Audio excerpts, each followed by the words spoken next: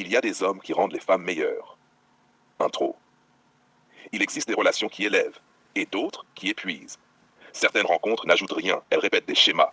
Mais parfois, rarement, un homme arrive dans la vie d'une femme et quelque chose change subtilement. Pas par domination, pas par contrôle, mais par résonance.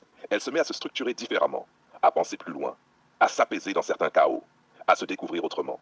Ce type de relation ne fait pas du bruit, mais il transforme en profondeur. Les faits. On observe plusieurs constantes dans ces dynamiques positives. Une meilleure stabilité émotionnelle chez la femme, une baisse des comportements impulsifs ou défensifs, une augmentation de l'ambition personnelle, une amélioration de l'estime de soi, une capacité accrue à poser des limites saines. Ce n'est pas magique, c'est relationnel. Quand une femme est en présence d'un homme structuré intérieurement, cohérent dans ses actes et stable dans ses émotions, cela agit comme un point d'ancrage. Mais attention, ce n'est pas l'homme qui change la femme, c'est la qualité de la relation qui révèle ce qu'elle peut devenir. Questions ouvertes. Pourquoi certaines relations tirent vers le haut et d'autres vers le bas? Est-ce une question de personnalité, de maturité émotionnelle, de timing dans la vie?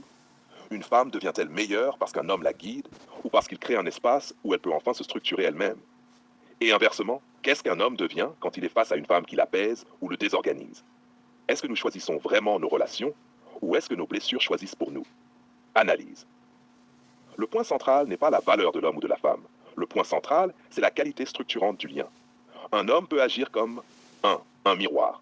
Il reflète à la femme ses incohérences, ses forces, ses contradictions. Sans jugement, mais avec clarté. 2. Un repère. Sa stabilité émotionnelle devient un cadre implicite. Elle n'est plus dans la survie relationnelle, mais dans l'exploration. Un catalyseur. Il ne change pas qui elle est. Il accélère ce qu'elle devient déjà.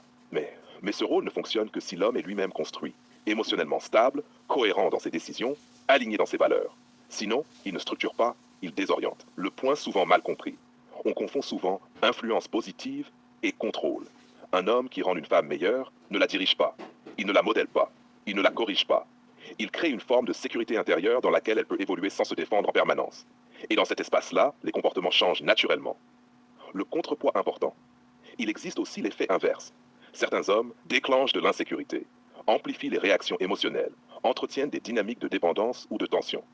Dans ce cas, la femme ne devient pas pire par nature. Elle devient réactive à un environnement instable, implicite. Dire qu'un homme peut rendre une femme meilleure, ce n'est pas dire qu'il la transforme. C'est dire qu'il peut, dans certains cas rares et cohérents, offrir un cadre relationnel qui révèle une version plus stable, plus consciente, plus construite d'elle-même. Mais la vraie question n'est peut-être pas là. La vraie question serait plutôt, quelles personnes nous font grandir sans qu'on ait besoin de se trahir pour rester avec elles?